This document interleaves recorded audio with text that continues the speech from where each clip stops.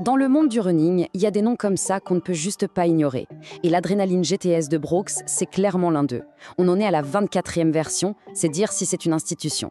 Mais voilà le truc, c'est une institution qui divise. Il y a les fans absolus qui ne jurent que par elle, et puis il y a ceux qui la critiquent avec tout autant de passion. Alors, qu'est-ce qui se cache vraiment derrière cette réputation ? Est-ce que son statut de légende est mérité, ou est-ce que c'est juste le résultat d'un marketing super bien ficelé ? Pour en avoir le cœur net, on va décortiquer les faits, la technologie, et surtout, on va écouter ce qu'en disent ceux qui courent avec. Bon, allez, on ouvre le capot. Pour vraiment comprendre cette chaussure, il faut aller voir ce qu'elle a dans le ventre. La promesse de Brooks, c'est un équilibre parfait entre stabilité et confort. Voyons voir comment ils s'y prennent. La pièce maîtresse, c'est ce fameux système Guide Race.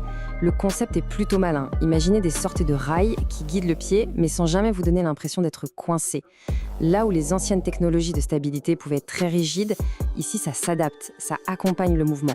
Toute sa force, c'est ça, une correction tout en douceur qui laisse une vraie liberté. Ensuite, parlons de l'amorti. La mousse DNA Loft V3 est un peu plus ferme que sur les versions d'avant. Et ce qui est intéressant, c'est ce compromis. Elle absorbe super bien les chocs, de manière très constante, mais sans non plus déconnecter totalement du sol. Ça donne un petit rebond, juste ce qu'il faut, un dynamisme bien maîtrisé. Et puis, il y a ce chiffre, 12 mm.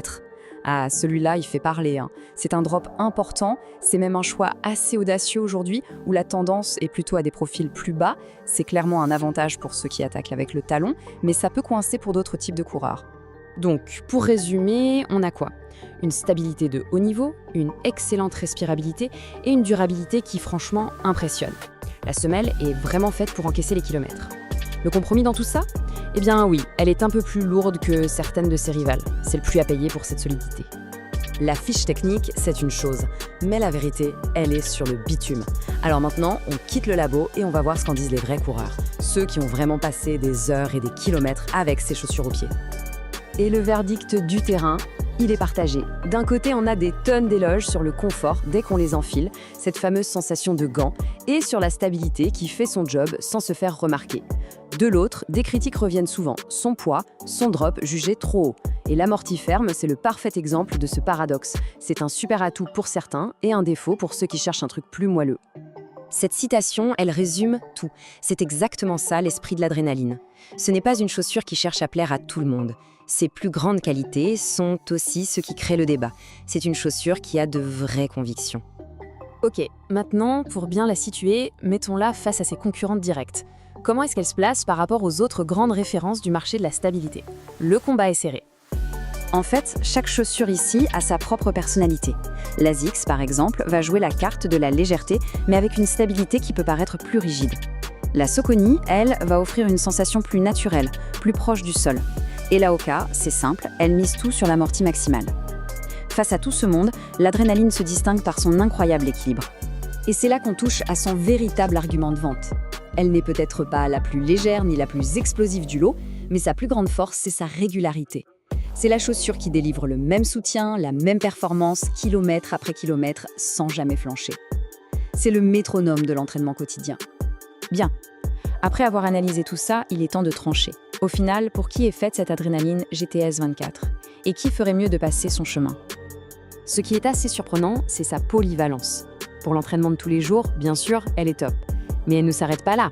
Son soutien et son confort en font une super chaussure pour de longues marches ou même pour des footings de récup très cool, quand les muscles ont besoin d'un peu de douceur.